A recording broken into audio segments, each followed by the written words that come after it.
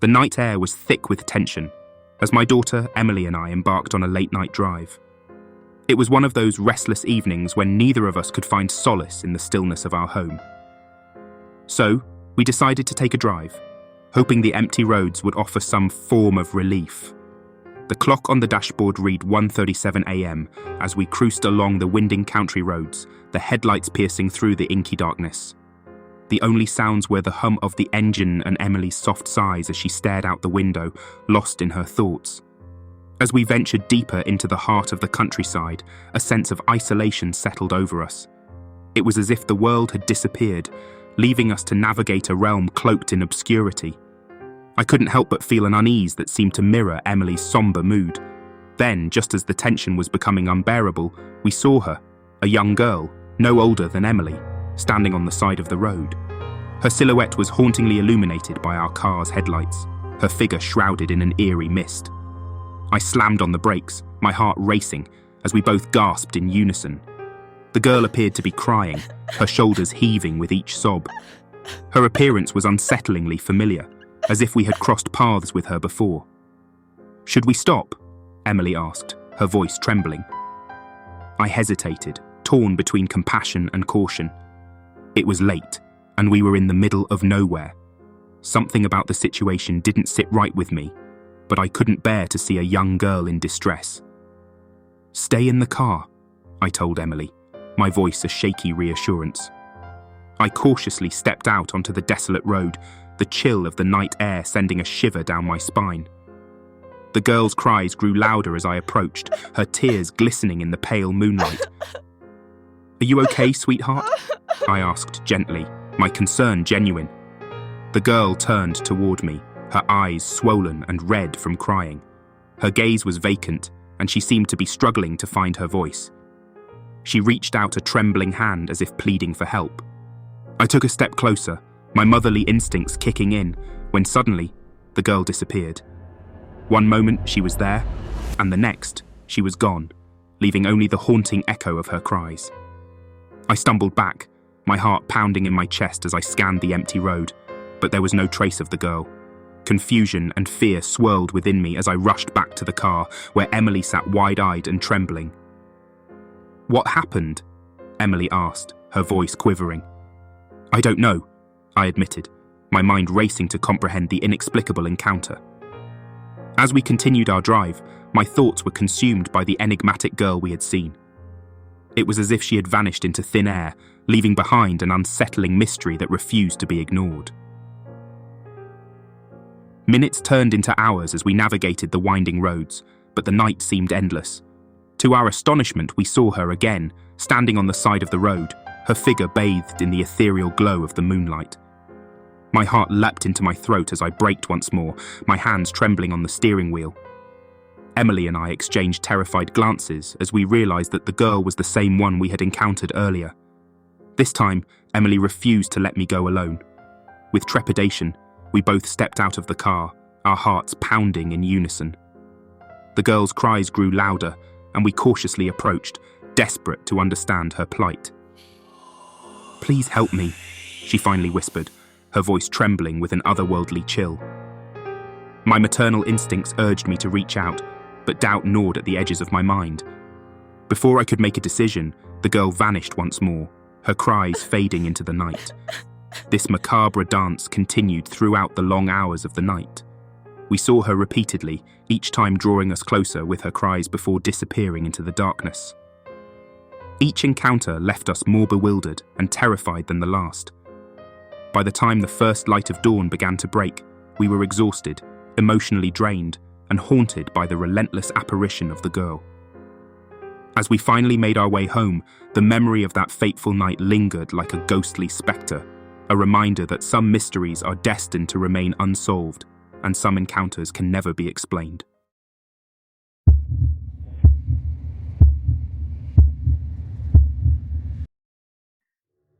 As a pizza delivery man, my nights were usually filled with the aroma of freshly baked pies and the hum of my trusty car engine. But one eerie encounter on a late-night drive would forever haunt my memory. It had been a typical evening at the pizzeria, with orders pouring in until the late hours.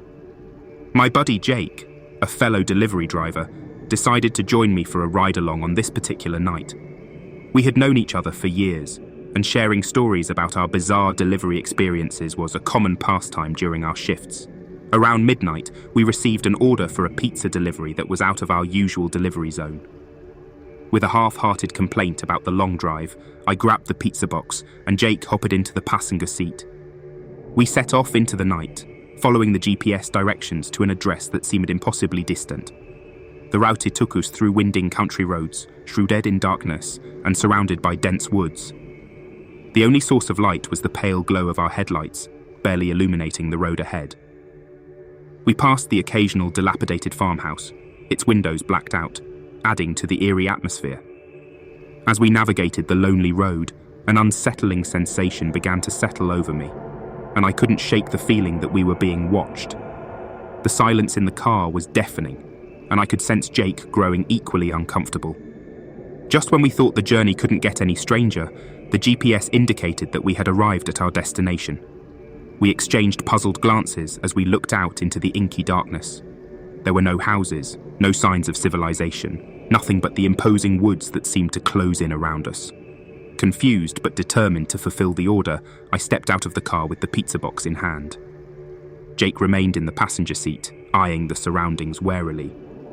I cautiously approached the edge of the road, scanning the area for any signs of the customer's address. Still, there was nothing to be found. Suddenly, a chill ran down my spine as I heard it, a low, guttural whisper emanating from the woods. It was impossible to discern the words, but the eerie sound sent shivers coursing through my body. I turned to face Jake, my unease now shared by my friend. Just as we were about to retreat to the car, a figure emerged from the shadows. A tall, gaunt man with disheveled hair and tattered clothing staggered toward us. His eyes gleamed with an unsettling intensity, reflecting the faint glow of our headlights. "Can I help you?" I called out, my voice trembling with a mixture of fear and annoyance. The man didn't respond but continued his slow, deliberate approach. I clenched the pizza box defensively, feeling a growing sense of dread.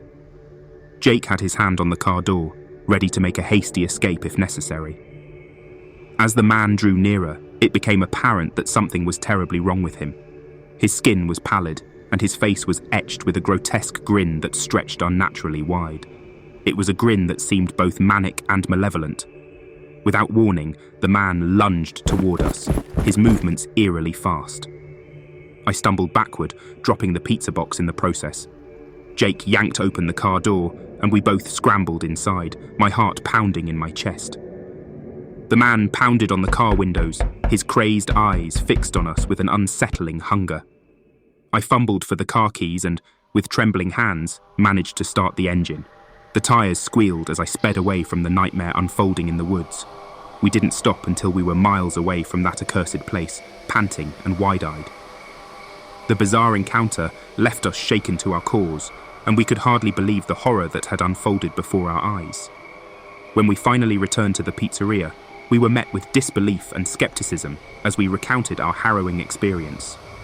But the unnerving memory of the deranged man in the woods haunted us long after that fateful night, a chilling reminder that the darkness sometimes conceals terrors beyond imagination.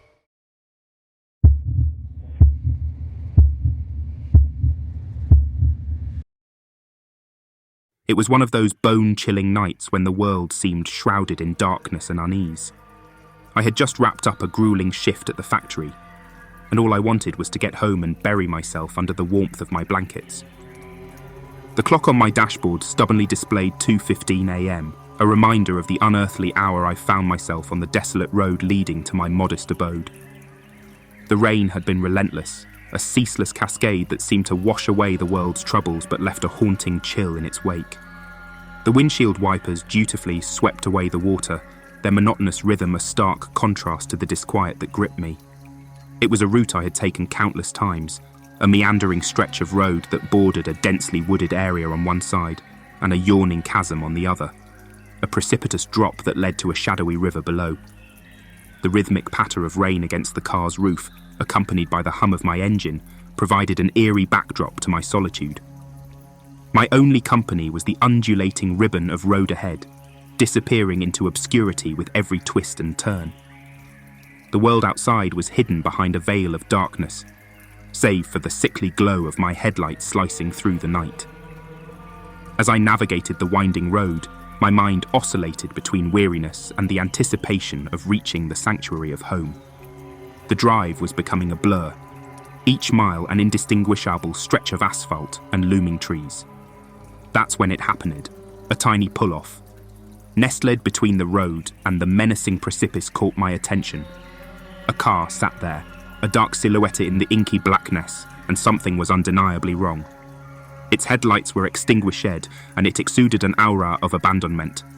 Panic stirred in my chest as I realized the eerie stillness that enveloped the scene, a stark contrast to the relentless rain outside.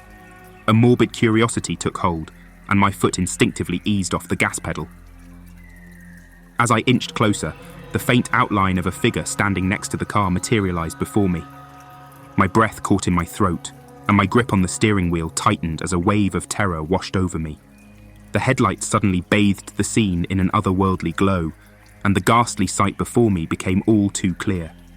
The person's shirt, stark white and saturated with blood, seemed to weep crimson tears down the front, forming grotesque patterns of misery. The shock was palpable, and my heart hammered against my ribcage as I struggled to process the gruesome tableau. It was inconceivable. This was no ordinary breakdown. A sense of foreboding crawled up my spine as I passed by the scene, my friends and family seemingly miles away, unreachable in the darkness.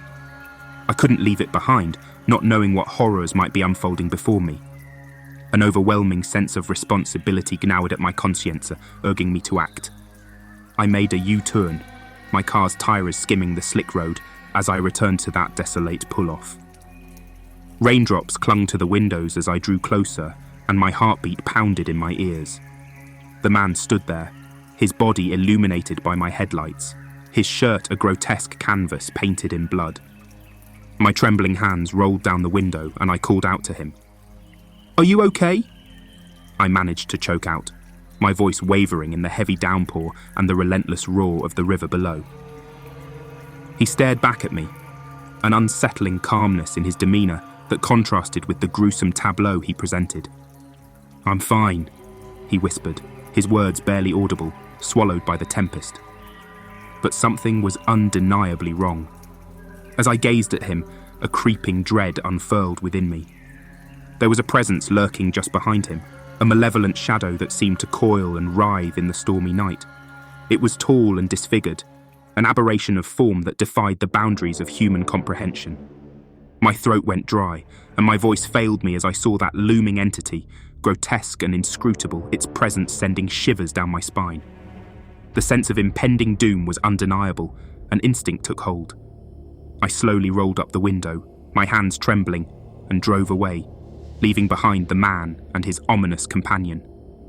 The chilling encounter clung to my thoughts as I sped towards home, my heart racing with fear and bewilderment. The memory of that night would forever haunt my dreams, a relentless reminder that sometimes, in the darkest corners of the world, we are confronted by terrors that defy explanation, where the line between the living and the malevolent is thin, and the night conceals unimaginable horrors. As we wrap up this eerie journey, a huge thank you to our dedicated audience for tuning in. Your support drives us to share these spine-tingling stories.